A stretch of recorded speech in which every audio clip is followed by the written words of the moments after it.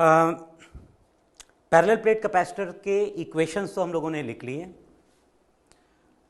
अलग अलग values of कैपेसिटेंसेस के अकॉर्डिंग मार्केट में अलग अलग वैल्यू के कैपेसिटर्स मिलते हैं हमें। जैसे कुछ कैपेसिटर का एरिया और सेपरेशन के अकॉर्डिंग मैंने 2 माइक्रोफैरेड का, 5 माइक्रोफैरेड के, 10 माइक्रोफैरेड के, ऐसे अलग अलग वैल्यूज के कैपेसिटर बना लिए। लेकिन सपोज करो मैं कोई इलेक्ट्रिकल सर्किट डिज़ाइन कर रहा हूँ और उस सर्किट में मुझे सपोज 2.5 माइक्रोफैरेड कैपेसिटेंस की ज़रूरत है। अब 2.5 माइक्रोफैरेड कैपेसिटेंस वाला कैपेसिटर मार्केट में अवेलेबल नहीं है, क्योंकि कितने आप कैपेसिटर्स बना के रख सकते हो, स्टैंडर्ड तो कुछ ही कैपेसिटर्स हो सकते हैं। तो अगर किसी इलेक्ट्रिकल सर्किट में हमें अपार्ट फ्रॉम जो कैपेसिटर्स अवेलेबल हैं आपको कैपेसिटेंस की रिक्वायरमेंट हो, तो आप जो आपके पास अवेलेबल कैपेसिटर्स है उन्हीं को कुछ कॉम्बिनेशन में आप लगाओगे ताकि वो उस वैल्यू का रिजल्टेंट कैपेसिटर की तरह बिहेव कर सके। इसीलिए कई बार हमें कैपेसिटर्स को सीरीज कॉम्बिनेशन में, कई बार हमें पैरेलल कॉम्बिनेशन में, कई बार हमें मिक्स्ड कॉम्बिनेशन में, कुछ सीरीज कुछ पैरेलल लगाना पड़ता है। इसीलिए हम चलते हैं अब इस चैप्टर के थर्ड मेजर पॉइंट पे। 6 पार्ट के क्लासिफिकेशन में पहले पार्ट में आइसोलेटेड कैपेसिटर का कैपेसिटेंस डिस्कस किया, सेकेंड पार्ट में हमने पैरेलल प्लेट कैपेसिटर के बेसिक कंसेप्ट्स को कंसिडर किए। अब पैरेलल प्लेट कैपेसिटर्स को मानते हुए जो एडिशनल कैपेसिटर के रिजल्ट्स हैं उसको हम थर्ड, फोर्थ, फिफ्थ पॉइंट में डिस्कस करेंगे। थर्ड मेजर पॉइंट में मैंने हेडिंग बनाया हुआ है combination of capacitors and circuit reduction techniques, अलग अलग मेथड जिससे हम सर्किट को सिंप्लीफाई कर सकते हैं, कॉम्प्लेक्स सर्किट्स को। इसमें ए पॉइंट बनाया हुआ है simple series and parallel combination. मैंने यहां word simple series and parallel क्यों लिखा हुआ है? कई बार सर्किट्स में कैपेसिटर्स होते हैं सीरीज में, पैरेलल में, लेकिन फर्स्ट साइट पे आप पहचान नहीं पाएंगे कि वो सीरीज में है कि पैरेलल में है। जिन सर्किट्स को आप देखते ही पहचान जाए कि हाँ ये कैपेसिटर सीरीज में है, ये पैरेलल में, उनको मैं सिंपल सीरीज पैरेलल कॉम्बिनेशन कह रहा हूं। ग्रेजुअली ये क्लियर होता जाएगा।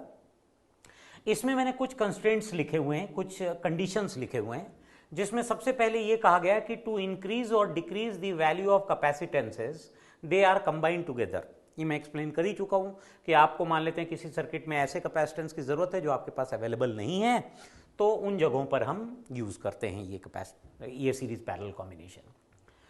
फिर मैंने सेकेंड पॉइंट में लिखा हुआ है series and parallel combination is defined only when circuit contains one battery. एक से ज्यादा बैटरी अगर सर्किट में आ गया तो याद रखना फिर सीरीज और पैरेलल के कंसेप्ट्स खत्म हो जाते हैं। सीरीज और पैरेलल तभी तक डिफाइन होता है जब तक सर्किट में एक बैटरी हो केवल। एक से ज्यादा बैटरी अगर होगा तो हम ये जो कंसेप्ट पढ़ने वाले हैं इनको नहीं यूज कर सकते हैं। उन सर्किट्स को सॉल्व करने के लिए हम और टेक्निक्स यूज करते हैं, जैसे Kirchhoff's law, nodal analysis, electrical methods होते हैं कई सारे, उन मेथड्स को भी हम कंसिडर करेंगे। तभी यहां पे लिखा हुआ है for circuits having more than one battery other techniques such as Kirchhoff law etcetera are used. ठीक है, तो सबसे पहले मैं स्टार्ट करता हूं सीरीज कॉम्बिनेशन से। मान लो मेरे पास कुछ कैपेसिटर्स है, सपोज C1 कैपेसिटर है जिसके दोनों टर्मिनल 1, 2 हैं, C2 कैपेसिटर है जिसके दोनों टर्मिनल 3, 4 हैं, C3 कैपेसिटर है जिसके दोनों टर्मिनल 5 और 6 है, और मेरे पास एक बैटरी है जिसके दोनों टर्मिनल्स A और B है। मैं इन सभी कैपेसिटर्स को ऐसे ज्वाइन करूं कि केवल पहले कैपेसिटर का एक टर्मिनल और लास्ट कैपेसिटर का एक टर्मिनल बैटरी से जुड़ने के लिए फ्री रहे, पोटेंशियल डिफरेंस अप्लाई करने के लिए फ्री रहे। जैसे इस सेकेंड पॉइंट को, फर्स्ट कैपेसिटर के एक टर्मिनल को सेकेंड कैपेसिटर के एक टर्मिनल से डायरेक्टली ज्वाइन कर दिया, सेकेंड को थर्ड से ज्वाइन कर दिया, फर्स्ट कैपेसिटर के एक टर्मिनल को और लास्ट कैपेसिटर के एक टर्मिनल को मैंने बैटरी से जोड़ने के लिए फ्री छोड़ा, तो जो कैपेसिटर का अरेंजमेंट है उसको हम सीरीज कॉम्बिनेशन कह रहे हैं। क्यों सीरीज कहा जा रहा है? अब देखना क्या होगा फिनोमेनन। ये बैटरी का पॉजिटिव टर्मिनल जो है वो इस प्लेट से, कैपेसिटर 1 के लेफ्ट प्लेट से इलेक्ट्रॉनों को अट्रैक्ट करना शुरू करेगा। इलेक्ट्रॉन यहां से मूव करते हुए आएंगे। आप सोचो इलेक्ट्रॉन इस प्लेट से बाहर निकल रहा है, मतलब this plate will acquire positive charge. वो इलेक्ट्रॉन बैटरी को क्रॉस करेगा और वो बैटरी को क्रॉस कर इलेक्ट्रॉन इस प्लेट पर आकर डिपॉजिट होगा। जिस प्लेट पर इलेक्ट्रॉन आकर डिपॉजिट होगा that will acquire negative charge. ये प्रोसेस चलता जाएगा जैसे ये प्रोसेस चलता जाएगा इस पे चार्ज पॉजिटिव बढ़ता जाएगा और इस पे चार्ज नेगेटिव बढ़ता जाएगा। यहां पे मान लो प्लस क्यू आ गया और यहां पे माइनस क्यू आ गया। ये फेनोमेनन तब तक होगा जब तक ए और बी पॉइंट के बीच का potential difference voltage becomes equal to the net potential difference between 1 and 6। अब क्वेश्चन ये उठता है कि 1 और 6 के बीच में पोटेंशियल डिफरेंस डेवलप कैसे होगा। तो इस पर अगर पॉजिटिव चार्ज आया, ये दोनों मेटल के प्लेट से देखो, फर्स्ट कैपेसिटर का दूसरा प्लेट और सेकंड कैपेसिटर का लेफ्ट प्लेट, ये दोनों मेटल प्लेट्स हैं और मेटल में बहुत सारे फ्री इलेक्ट्रॉन्स होते हैं। तो ये पॉजिटिव चार्ज क्या करेगा, इन दोनों प्लेट्स पर से इलेक्ट्रॉन को अट्रैक्ट करना शुरू करेगा। अपने बराबर ही इलेक्ट्रॉन अट्रैक्ट कर सकता है क्योंकि इलेक्ट्रिक फील्ड लाइन्स ही केवल उतने होंगे। तो ये इंडक्शन की वजह से इस पे माइनस चार्ज डेवलप होगा। जो इलेक्ट्रॉन अगर इधर अट्रैक्ट हुआ तो मैं मान सकता हूं कि प्लस चार्ज उस कंडक्टर के अंदर रिपेल हुआ और प्लस चार्ज इस वाले सरफेस पे आ गया। फिर ये प्लस चार्ज वो भी निश्चित है कि क्यू ही होगा। ये क्यू क्या करेगा, इन दोनों पर से इलेक्ट्रॉन को अट्रैक्ट करेगा, यहां पे माइनस क्यू और यहां पे प्लस क्यू। तो आप ध्यान से अगर देखें तो तीनों कैपेसिटर में से पूछा जाए बैटरी के द्वारा कौन से प्लेट्स चार्ज हुए, तो बैटरी के कारण तो केवल प्लेट 1 और प्लेट 6 ने चार्ज एक्वायर किया। बाकी सभी कैपेसिटर्स ने जो चार्ज एक्वायर किया वो by phenomenon of induction acquire किया। तभी अगर मैं आपसे पूछूं कि मान लो इस कैपेसिटर पे चार्ज 10 कूलम है, इस कैपेसिटर पे चार्ज 10 कूलम है, इस कैपेसिटर पे चार्ज 10 कूलम है, तो तीनों कैपेसिटर पर मिलाकर टोटल चार्ज कितना है, तो total charge is also 10 coulomb. Total charge 30 coulomb नहीं है क्योंकि बैटरी के कारण तो 10 कूलम ही चार्ज इस पर से निकलकर इस पर आया। बाकी जो आप चार्जेस देख रहे हो ये तो पहले भी अंदर ही था, प्लेटों के अंदर था, बस डिस्ट्रीब्यूट होकर यहां पे प्लस माइनस आ गया। इसका मतलब अगर मैं इन तीनों कैपेसिटर को हटाकर एक कैपेसिटर लगाना चाहूं जो तीनों कैपेसिटर के बराबर काम करके दे रहा हो, ऐसे कैपेसिटर को मैं इक्विवेलेंट कैपेसिटर कहूंगा। उसके कैपेसिटेंस को मैं सी इक्विवेलेंट नाम दूं। तो ये आपका टर्मिनल 1 है और ये आपका टर्मिनल 6 है। ये एक इमेजिनरी कैपेसिटर है जो मैं मान रहा हूं कि इन तीनों के इक्विवेलेंट के बराबर काम कर रहा है, और यहां पे मैंने उसके अक्रॉस वही बैटरी लगाया ए और बी टर्मिनल्स। तो आपसे पूछा जाए कि इस इक्विवेलेंट कैपेसिटर पे कितना चार्ज आया है, तो इस इक्विवेलेंट कैपेसिटर पे भी चार्ज का वैल्यू Q ही है, 3Q नहीं।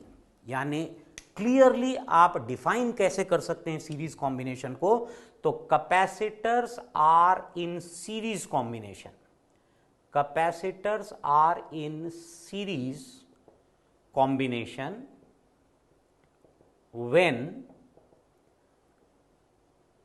charge on each capacitor is same and it is equal to the charge of equivalent capacitor। Equivalent capacitor, इन सभी कैपेसिटर को हटाकर जो एक कैपेसिटर आप लगाओगे, कभी भी जब तक आपको यह पक्का ना हो जाए कि सभी कैपेसिटर पे चार्ज सेम है, तब तक आप उनको सीरीज कॉम्बिनेशन में नहीं कहेंगे। और एक इंपॉर्टेंट पॉइंट और, सीरीज कॉम्बिनेशन में सभी का चार्ज और इक्विवेलेंट का चार्ज हमेशा सेम होता है। अच्छा, इसमें आगे बढ़ने से पहले मैं एक बेसिक पॉइंट पहले ही आपको बता दूं जो कि पूरे इलेक्ट्रोडायनेमिक्स में, अभी नहीं आगे आने वाले चैप्टर्स में भी बहुत कॉमनली आपको जरूरत होने वाली है। वो है इलेक्ट्रिकल सर्किट में दो पॉइंट्स के बीच में पोटेंशियल डिफरेंस कब जनरेट होता है। आप याद रखना, पोटेंशियल डिफरेंस उस जगह पे जनरेट होता है जहां इलेक्ट्रिक फील्ड हो, क्योंकि VA माइनस VB हम लोगों ने डिफाइन किया वो E.dr। तो इलेक्ट्रिकल सर्किट्स में पोटेंशियल डिफरेंस डेवलप होने के क्या क्या कारण होते हैं। तो पहला कारण होता है बैटरी, क्योंकि आप याद रखना बैटरी में दो इलेक्ट्रोड्स होते हैं, बैटरी का एक पॉजिटिव इलेक्ट्रोड और एक नेगेटिव इलेक्ट्रोड। पॉजिटिव इलेक्ट्रोड के इलेक्ट्रोड पोटेंशियल और नेगेटिव इलेक्ट्रोड के इलेक्ट्रोड पोटेंशियल, केमिस्ट्री के अंदर आप एक इलेक्ट्रोकेमिकल सीरीज पढ़ते हैं जिसमें हर बॉडी के पास इलेक्ट्रॉन देने की टेंडेंसी होती है, कुछ बॉडीज के पास इलेक्ट्रॉन लेने की टेंडेंसी होती है। डिपेंडिंग अपॉन वो प्रॉपर्टी हम इलेक्ट्रोड पोटेंशियल अलग अलग मटेरियल का डिफाइन करते हैं। मान लो मैंने एक बैटरी में सपोज सिल्वर का और कॉपर के 2 इलेक्ट्रोड यूज किए, तो सिल्वर का इलेक्ट्रोड पोटेंशियल मान लो +3.6 वोल्ट है और कॉपर का मान लो -2.4 वोल्ट है, तो मैं कह सकता हूं कि ये बैटरी जो है वो 6 वोल्ट इसका पोटेंशियल डिफरेंस है, ये ईएमएफ है। इसका मतलब अगर ये पॉजिटिव इलेक्ट्रोड है, ये नेगेटिव, तो यहां पे एक इलेक्ट्रिक फील्ड एग्जिस्ट करेगा, और इलेक्ट्रिक फील्ड एग्जिस्ट करेगा मतलब इन दोनों पॉइंट्स के बीच में पोटेंशियल डिफरेंस होगा, and that potential difference is equal to EMF of cell. यानी पहला कारण होता है पोटेंशियल डिफरेंस आने का VA minus VB, this is EMF. दूसरा कारण सर्किट में पोटेंशियल डिफरेंस के लिए होता है कैपेसिटर। जब आप एक कैपेसिटर को चार्ज करते हैं तो एक पर प्लस चार्ज देते हैं, दूसरे पे माइनस चार्ज देते हैं, ये मान लो A पॉइंट, ये B पॉइंट, तो इन चार्जेस के कारण यहां पे एक इलेक्ट्रिक फील्ड डेवलप होता है, और अगर इलेक्ट्रिक फील्ड डेवलप हुआ इसका मतलब कि इन दोनों के बीच में पोटेंशियल डिफरेंस है। यानी अगर 2 पॉइंट्स के बीच में कैपेसिटर लगा हुआ है तो याद रखना VA minus VB will be Q/C। तीसरा कारण किसी भी इलेक्ट्रिकल सर्किट में पोटेंशियल डिफरेंस आने का होता है। सपोज करो A पॉइंट और B पॉइंट के बीच में एक वायर लगा हुआ है, वायर मतलब रेजिस्टर, एक रेजिस्टर है।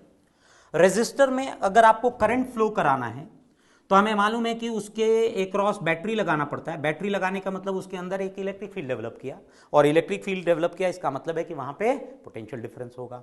इस केस में याद रखना पोटेंशियल डिफरेंस अगर करंट I फ्लो कर रहा है तो VA minus VB is equal to IR होता है। ये तीसरा कारण है पोटेंशियल डिफरेंस का। चौथा कारण, अगर किसी भी इलेक्ट्रिकल सर्किट, टोटल 4 ही कारण होते हैं, A और B पॉइंट के बीच में किसी इलेक्ट्रिकल सर्किट में अगर एक इंडक्टर लगा हुआ है, आगे चलकर जब हम EMI चैप्टर पे पहुंचेंगे तो आपको पता चलेगा कि यहां पे इंड्यूस्ड इलेक्ट्रिक फील्ड डेवलप होता है, यहां इलेक्ट्रिक फील्ड का जनरेशन होता है, और इस केस में VA माइनस VB का वैल्यू LdI/dt होता है। अभी के लिए आप डायरेक्ट इक्वेशन लिख लें, ये हम डिटेल में आगे पढ़ने वाले हैं। ये दूसरा कारण मैंने बताया कैपेसिटर पोटेंशियल डिफरेंस का, तीसरा कारण मैंने बताया रेजिस्टर पोटेंशियल डिफरेंस का इलेक्ट्रिकल सर्किट में, चौथा कारण मैंने बताया पोटेंशियल डिफरेंस का इंडक्टर। लेकिन आप याद रखना अगर 2 पॉइंट्स नॉर्मल वायर से कनेक्टेड है, नॉर्मल वायर जब मैं कहता हूं तो इसका मतलब ना रेजिस्टेंस है, ना कैपेसिटेंस लगा हुआ है, ना बैटरी, ना इंडक्टर, तो फिर नॉर्मल वायर के लिए VA minus VB should be equal to 0, यानी VA must be equal to VB। किसी भी वायर में अगर रेजिस्टेंस नहीं है तो उनके दोनों पॉइंट का पोटेंशियल आइडेंटिकल होगा। ये मैंने क्यों बताया आपको। अब आप सोच कर देखें, A पॉइंट और 1 पॉइंट, इनके बीच में देखो ना रेजिस्टर लगा हुआ है, ना कैपेसिटर लगा हुआ है, ना इंडक्टर, ना बैटरी। इसका मतलब A पॉइंट और 1 पॉइंट का पोटेंशियल सेम है, और B पॉइंट और यहां 6 नंबर जो पॉइंट था, इन दोनों का भी पोटेंशियल सेम है। लेकिन 1 और 2 का पोटेंशियल सेम नहीं है। 1 और 2 के बीच का जो पोटेंशियल है वो कुछ अलग होगा, और इनके क्रॉस जो पोटेंशियल डिफरेंस होगा वो V1 होगा, and V1 must be equal to इसका चार्ज डिवाइडेड बाय इसका कैपेसिटेंस, मतलब Q/C1। अच्छा, 2 और 3 और 4 का पोटेंशियल सेम नहीं होगा, 2 3 का सेम होगा, 3 4 का सेम नहीं होगा, क्योंकि यहां पे भी एक इलेक्ट्रिक फील्ड एग्जिस्ट कर रहा होगा, ऐसे यहां पे भी एक इलेक्ट्रिक फील्ड एग्जिस्ट कर रहा है। तो यहां पे पोटेंशियल डिफरेंस मान लो V3 माइनस V4 को मैं V2 नाम दे दूं। याद रखना मैं पोटेंशियल डिफरेंस को V2 नाम दे रहा हूं, यहां पे एक पॉइंट का पोटेंशियल नहीं है, वो पोटेंशियल डिफरेंस है। तो ये हो जाएगा Q डिवाइडेड बाई C2, और ऐसे V5 माइनस V6 इसको मैं V3 नाम दे रहा हूं, this must be Q divided by C3। पर यह पक्का है कि V1 माइनस V6 जो होगा वो V के बराबर होगा नहीं, क्योंकि A का पोटेंशियल 1 के बराबर है, B का पोटेंशियल 6 के बराबर है, तो V1 minus V6 will be equal to VA minus, मैं अगर इसको लिख के दिखाऊं तो V1 is equal to VA, V6 is equal to VB। अगर मैं इसको सब्सट्रैक्ट कर दूं दोनों इक्वेशन को, तो V1 minus V6 must be equal to VA minus VB। अगर मैं VA माइनस VB का वैल्यू लिखूं तो वो है V, और V1 माइनस V6 लिखूं मतलब ये net potential difference which will be V1 plus V2 plus V3, total sum voltage का। अच्छा, अगर मैं V1 का वैल्यू लिखूं तो V1 का वैल्यू जैसे ऊपर इक्वेशन से मिला Q divided by C1, V2 का वैल्यू मिला Q divided by C2, V3 का वैल्यू मिला Q डिवाइडेड बाई C3। और इस V को अगर मैं इस वाले इक्वेशन से, यहां पे भी बैटरी वही लगा हुआ है, तो अगर इस कैपेसिटर के लिए भी मैं Q is equal to C equivalent into V use करूं, क्योंकि मैंने कहा कि इन तीनों के बराबर काम करने वाला कैपेसिटर को मैं इक्विवेलेंट कह रहा हूं, यहां से अगर मैं V का वैल्यू निकालूं तो this will be Q divided by C equivalent, this must be Q divided by C equivalent. यहां से Q वाले टर्म को कैंसिल करो तो सीरीज कॉम्बिनेशन का इक्विवेलेंट कैपेसिटेंस का वैल्यू होता है 1/C1 plus 1/C2 plus 1/C3। Capacitor एक ऐसा चैप्टर है जो आपने 12 से पहले, इसके इंट्रोडक्शन कहीं पे भी नहीं होता है, पर 10th क्लास में आप रेजिस्टर्स को पढ़ना शुरू कर देते हैं, शायद 8th क्लास में भी पहली बार आ जाता है, और 10th क्लास में तो आप उसका पैरेलल कॉम्बिनेशन भी पढ़ते हैं। और पैरेलल कॉम्बिनेशन में जो इक्विवेलेंट निकालने का तरीका था, याद करो, 1/R इक्विवेलेंट 1/R1 1/R2, जो वहां पे पैरेलल का रिजल्ट होता है वो यहां पे सीरीज का रिजल्ट है। क्यों है ये डिफरेंस? वो डिफरेंस आपको यहां से दिख जाएगा, क्योंकि रेजिस्टर में वोल्टेज का इक्वेशन होता है V is equal to IR, और कैपेसिटर में वोल्टेज का इक्वेशन होता है V is equal to Q by C। R वहां न्यूमरेटर में आता है, C यहां पे डिनोमिनेटर में आता है, इसीलिए सारे इक्वेशन रेसिप्रोकेट हो जाते हैं, ये ध्यान रखना। अच्छा, जैसे इसका मतलब जब भी आपको ये पहचानना हो कि कैपेसिटर सीरीज में है या नहीं, तो कैपेसिटर सीरीज में तभी कहलाएंगे जब सभी कैपेसिटर का सम, सभी कैपेसिटर पे चार्ज इक्वल हो और वही चार्ज इक्विवेलेंट पर भी हो। अब देखना, मान लो यही तीनों कैपेसिटर C1 C2 C3 मैंने ऐसे लगाया है कि इसके टर्मिनल्स 1 और 2, इसके टर्मिनल्स 3 4, इसके टर्मिनल्स 5 6, और यहां पे बैटरीज लगे हुए हैं। अब मैंने सारे एक साइड के टर्मिनल्स को बैटरी के एक टर्मिनल से और दूसरे साइड के टर्मिनल्स को बैटरी के दूसरे टर्मिनल से ज्वाइन कर दिया, तो मैं कह सकता हूं यहां पर कि ए पॉइंट का potential is same as potential of point 1, is same as potential of point 3, is same as potential of point 5। ऐसे बी पॉइंट का पोटेंशियल, क्योंकि इनके बीच में कुछ भी नहीं है, ना रेजिस्टर ना कैपेसिटर ना बैटरी ना इंडक्टर, ऐसे बी पॉइंट का potential must be same as 2 point potential 4 and 6। अगर मैं इसको सब्सट्रैक्ट कर दूं इक्वेशन को, तो आपको दिखेगा VA minus VB must be equal to V1 minus V2 must be equal to V3 minus V4 must be equal to V5 minus V6। मतलब मैं कह सकता हूं कि जो पोटेंशियल डिफरेंस बैटरी का है VA minus VB is V0, वही होना चाहिए V1 माइनस V2 भी, यानी यहां पे भी पोटेंशियल डिफरेंस का वैल्यू V0, यहां पे भी V0 और यहां पे भी V0। यानी अगर मुझे डिफाइन करना हो कि कैपेसिटर्स पैरेलल में कब कहलाएंगे, तो capacitors are in parallel combination, capacitors are in parallel combination when voltage across each capacitor, voltage across each capacitor is same and is equal to the equivalent capacitor। ये भी important है, सभी का series में मैंने बताया सभी का चार्ज सेम और वही इक्विवेलेंट का चार्ज। पैरेलल में, अच्छा आप सोच कर देखो, इन सभी कैपेसिटर को हटाकर मैं एक कैपेसिटर लगाना चाहूं जो इन सब के जैसा काम करके दे, तो उस कैपेसिटर को मैं इक्विवेलेंट कैपेसिटर कहूंगा। जायज है, उस इक्विवेलेंट कैपेसिटर को भी मैं लगाऊंगा तो ए और बी पॉइंट के क्रॉस ही, बैटरी के क्रॉस ही। तो अगर मान लो ये V0 है तो ये ए और बी पॉइंट है। अच्छा, इस केस में आप सोच कर देखें, सभी कैपेसिटर का वोल्टेज सेम है, तो इसका मतलब है, और कैपेसिटेंसेस अलग अलग है, इसका मतलब है बैटरी से जो चार्ज चलेगा वो अलग अलग डिवाइड होगा। यहां पे Q1, यहां पे Q2, यहां पे Q3, ये Q1 यहां से होता हुआ आएगा, Q2 यहां से और जुड़कर वापस Q। ये एक तरीका होता है जो मैं चार्ज, पॉजिटिव चार्ज फ्लो करके दिखा रहा हूं।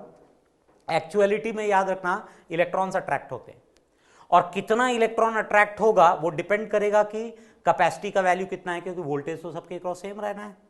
तो इस कैपेसिटर के लिए अगर आप इक्वेशन यूज करोगे तो Q1 must be equal to C1 into V not, Q2 must be equal to C2 into V not, Q3 must be equal to C3 into V not, और सबको हटाकर जो आपने इक्विवेलेंट लगाया है उसके क्रॉस भी पोटेंशियल डिफरेंस वी नॉट ही होगा। तो इस पर जो नेट चार्ज होगा Q, that must be C equivalent into V not. इस केस में वोल्टेज सेम है, पर याद रखना ये चार्ज है वो डिवाइड हुआ है सब में।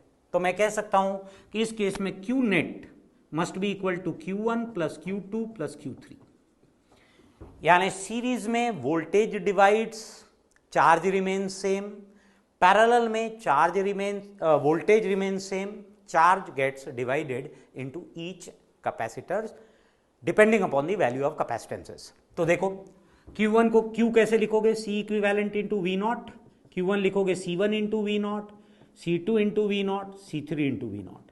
यहां से we not term gets cancelled, C equivalent का वैल्यू हो जाएगा C1 plus C2 plus C3। इससे एक चीज और क्लियर हो रही है कि Q is equal to CV equation आप इंडिविजुअल कैपेसिटर्स के लिए भी लगाएंगे और पूरे इक्विवेलेंट के लिए भी लगाएंगे, पहचानने के लिए जब तक ये पक्का ना हो जाए कि ये कैपेसिटर सीरीज में ही है या ये कैपेसिटर पैरेलल में ही है। ये कैसे पक्का कर सकते हो, जब चार्ज सेम पता चल जाए या वोल्टेज सेम पता चले। जैसे एक कॉमन कंफ्यूजन, मान लो मैं कहूं आपसे कि यहां पे एक कैपेसिटर है, यहां पे एक कैपेसिटर है, यहां पे एक कैपेसिटर है और यहां पे बैटरी लगी हुई है। से this is C1, this is C2, this is C3। आपको पहचान कर बताना है कि कौन सा कैपेसिटर किसके साथ किस कॉम्बिनेशन में है। जैसे हम जानना चाहें कि C1 और C3 किस कॉम्बिनेशन में है, तो क्या C1 और C3 कैपेसिटर एक दूसरे के साथ पैरेलल कॉम्बिनेशन में है क्या?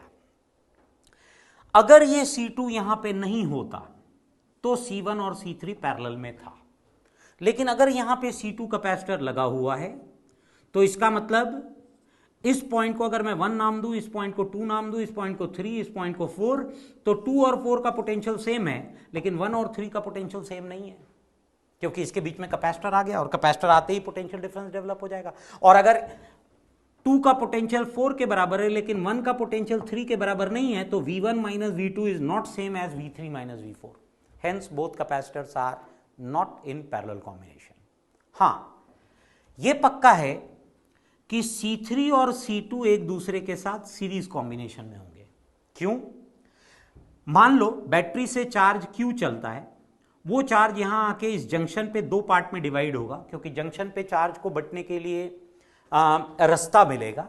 मान लो इधर Q1 चला गया और इधर Q2 चला गया। याद रखना बैटरी से जितना चार्ज चलेगा उतना ही पहुंचना भी चाहिए।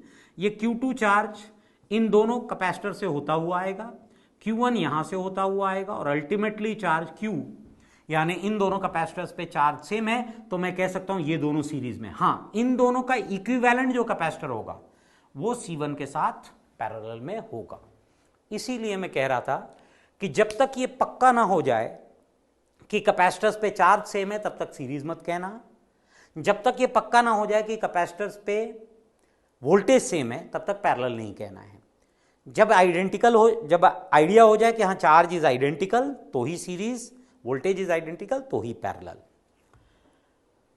हालांकि सीरीज और पैरेलल कॉम्बिनेशन के क्वेश्चन सॉल्व करने के दौरान एक बड़ा इंपॉर्टेंट रूल है जो बहुत सारे क्वेश्चंस में हमारा समय बचाएगा। जैसे हम न्यूमेरिकल क्वेश्चंस में अप्रोच करेंगे, उसको हम कहते हैं charge division rule end voltage division rule.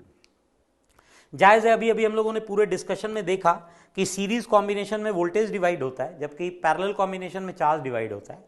तो चार्ज डिवीजन रूल हम यूज करेंगे पैरेलल कॉम्बिनेशन में और वोल्टेज डिवीजन रूल हम यूज करेंगे सीरीज कॉम्बिनेशन में। तो आप देखना, अगर यहां पे 2 कैपेसिटर है C1 C2, ये जो मैं रूल बता रहा हूं ये 2 ही कैपेसिटर के लिए हम यूज किया करेंगे। तो पहले कैपेसिटर के क्रॉस जो पोटेंशियल डिफरेंस आएगा V1 वो कितना होना चाहिए। तो मैं इन दोनों कैपेसिटर को एक कैपेसिटर बना लूं क्योंकि ये दोनों सीरीज में है, और उस कैपेसिटर पे जितना चार्ज होगा वही इन दोनों पे इंडिविजुअल चार्ज होगा। अरे सीरीज में सबका चार्ज सेम होता है, वही इक्विवेलेंट का होता है। तो इन दोनों का इक्विवेलेंट अगर मैं बना लूं तो इक्विवेलेंट हो जाएगा C1 C2 upon C1 plus C2। नहीं, क्योंकि 1/C1 1/C2 एलसीएम लोगे और उल्टा करोगे तो this must be C1 C2 upon C1 plus C2। तो चार्ज उस पर कितना आ जाएगा, C इक्विवेलेंट इंटू V, मतलब इस कैपेसिटर पे चार्ज का वैल्यू है C1 C2 upon C1 plus C2 into V, और इस पे भी चार्ज का वैल्यू है C1 C2 upon C1 plus C2 into V। मैंने इंडिविजुअल दोनों कैपेसिटर को एक बनाया, उस पर जो चार्ज आया वो ये है, वही तो इन दोनों पे चार्ज होगा। अगर चार्ज इतना है तो बताओगे इसके क्रॉस वोल्टेज कितना हो जाएगा। अगर इंडिविजुअली इसके लिए इक्वेशन लगाऊं Q is equal to C1 V1, तो V1 का वैल्यू आ जाएगा Q बाई C1, डिवाइड करूं तो C1 गेट्स कैंसल्ड, तो यहां आएगा V into C2 divided by C1 plus C2, जबकि इस केस में आना चाहिए V2 is equal to V into C1 by C1 plus C2। इसको याद करने का तरीका, जब दो कैपेसिटर्स हो सीरीज में तो पहले कैपेसिटर के क्रॉस वोल्टेज होता है टोटल वोल्टेज इनटू दूसरे का capacitance divided by total capacitance, total voltage into दूसरे का capacitance V C2 by C1 plus C2, और C2 के क्रॉस हो जाएगा V C1 by C1 plus C2। ऐसे ही अगर मैं पैरेलल कॉम्बिनेशन की बात करूं तो चार्ज डिवाइड होगा, चार्ज जो डिवाइड होगा उसका वैल्यू Q आ रहा है और दोनों पे बटा Q1 और Q2। तो पैरेलल कॉम्बिनेशन में मुझे पता है कि वोल्टेज सेम होगा, जो वोल्टेज इसके क्रॉस होगा वही वोल्टेज इसके क्रॉस और वही इक्विवेलेंट के क्रॉस। इक्विवेलेंट यहां पे कितना हो जाएगा C1 प्लस C2, और वोल्टेज कितना हो जाएगा उसके cross Q divided by C1 plus C2। तो इसके क्रॉस भी वोल्टेज हो गया, अगर मैं वोल्टेज की बात करूं तो इसके क्रॉस भी वोल्टेज हो गया Q divided by C1 plus C2, और इसके क्रॉस भी वोल्टेज हो गया Q divided by C1 plus C2। समझ गए, इन दोनों को मैंने एक कैपेसिटर बना लिया C1 प्लस C2, और वोल्टेज लिख लिया कि charge voltage is charge by capacitance, तो टोटल चार्ज आ रहा है Q, तो Q divided by C1 plus. तो अगर ये इन दोनों का वोल्टेज सेम है तो बताओ इस पर चार्ज कितना आएगा। Q1 can be written as C1 into voltage, यानी Q into C1 divided by C1 plus C2, और इस पे चार्ज Q2 कितना आ जाएगा, तो Q2 मस्ट बी, वोल्टेज ये है और C2 चार्ज है, तो Q into C2 divided by C1 plus C2। तो याद रखना भी आसान है, देखो जब वोल्टेज डिवाइड हो रहा हो तो पहले कैपेसिटर पे वोल्टेज होगा टोटल वोल्टेज इनटू दूसरे का कैपेसिटेंस बाय टोटल, दूसरे कैपेसिटर पे वोल्टेज होगा टोटल वोल्टेज इनटू पहले का कैपेसिटेंस बाय टोटल। और चार्ज डिवीजन रूल में पहले कैपेसिटर का चार्ज होगा टोटल चार्ज इनटू उसी का capacitance by total. Q into C1 by C1 plus C2 is charge on first capacitor, और charge on second capacitor is Q into C2 divided by C1 plus C2। ये series और parallel combination का theoretical explanation, इसको तो आप properly पहले note करें। फिर मैंने जो ये पॉइंट्स समझाएं आपको कि चार्ज इक्वल होगा तभी आप सीरीज मानना, वोल्टेज इक्वल होगा तो ही पैरेलल मानना, इस पर मैं क्यों इतना एम्फेसाइज कर रहा हूं, ये हम न्यूमेरिकल क्वेश्चंस में प्रॉपरली एनालाइज करेंगे। ध्यान से नोट कर ले।